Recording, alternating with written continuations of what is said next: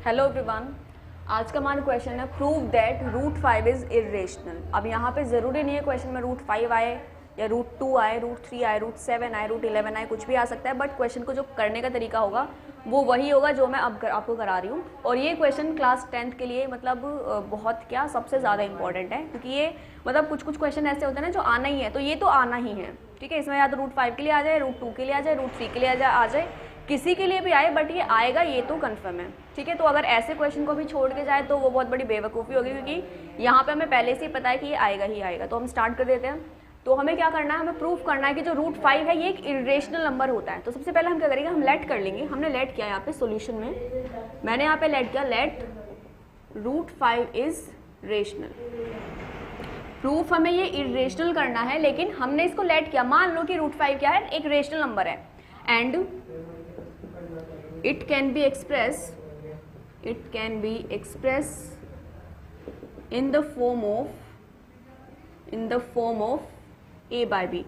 अब क्योंकि ये एक रेशनल नंबर है तो इसको हम a अपॉन b की फॉर्म में एक्सप्रेस कर सकते हैं, where a and b are integers. यहाँ पे a और b क्या होंगे, यहाँ पे a और b होंगे इंटीजर्स एंड आर कोप्राइम, और आपस में क्या होंगे, कोप्राइम होंगे। a b कोई इंटीजर्स होंगे और आपस में कोप्राइम होंगे। कोप्राइम क्या होते हैं, कोप्राइम वो नंबर्स होते हैं जिसमें 1 से अलग कोई भी चीज़ कॉमन नहीं होगी, कोई भी फैक्टर कॉमन नहीं होगा।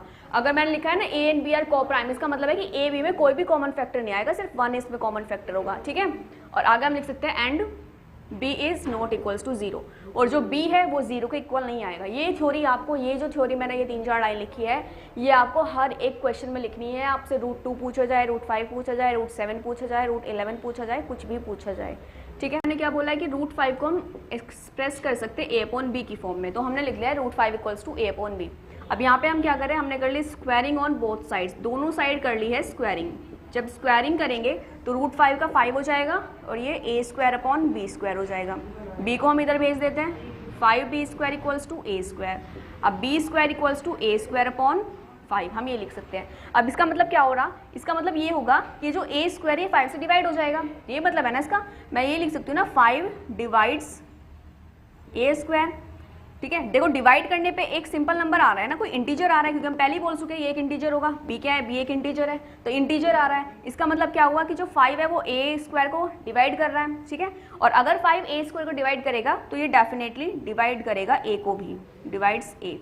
ठीक है, अगर 5 किसी एक नंबर को डिवाइड करेगा, किसी के स्क्वायर को डिवाइड करेगा, तो वो उसके नॉर्मल नंबर को भी डिवाइड करेगा। एग्जांपल के लिए मैं आपको एक्सप्लेन कर देती हूँ। जैसे मैं मान लिया मैंने लिया है 25, जो 5 है वो 25 को डिवाइड करता है। ठीक है, और 25 का स्क्वायर क्या होता है, 625। तो क्या 5 625 को डिवाइड नहीं करेगा, वो उसके स्क्वायर को भी डिवाइड करेगा।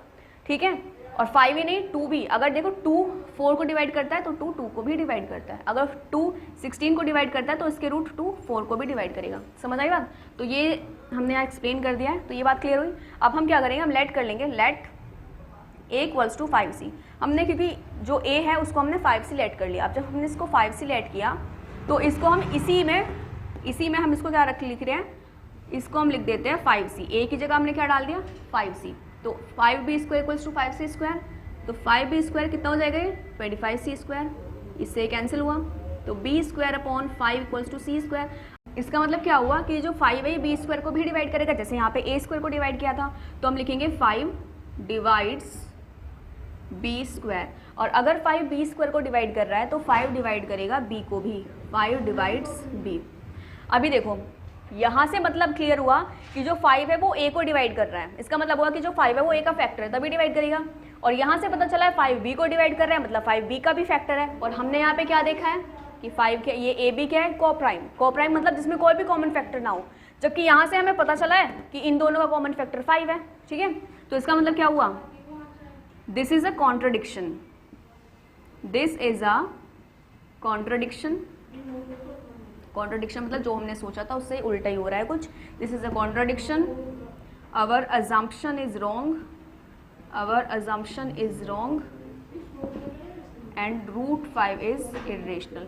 मतलब जो हम सोच के आए थे, जो हम मान के आए थे ऊपर, जो हम क्या मान के आए थे, हम तो ये मान के आए थे ना ये इरेशनल है, इसके जो ये ए बाई बी की फॉर्म में एक्सप्रेस हो जाएगा, बट ए बाई बी में कुछ भी कॉमन नहीं आएगा, जबकि ए बाई बी में यहाँ पे 5 कॉमन आ चुका है। इसका मतलब क्या होगा कि जो हमने सोचा, जो हम मान के इस क्वेश्चन को कर रहे थे वो तो गलत आ रहा है, हमने तो गलत ही सोच कर आए थे। और हमने सोचा क्या था, मेन हमारा जो पॉइंट था वो क्या था, मेन पॉइंट था हमारा √5 इज रेशनल, मतलब हमारा यही गलत है। रेशनल नहीं तो फिर क्या होगा, फिर होगा इर्रेशनल। तो इसलिए हम इसको प्रूफ कर पाया कि जो √5 वो क्या है, एक इर्रेशनल नंबर है।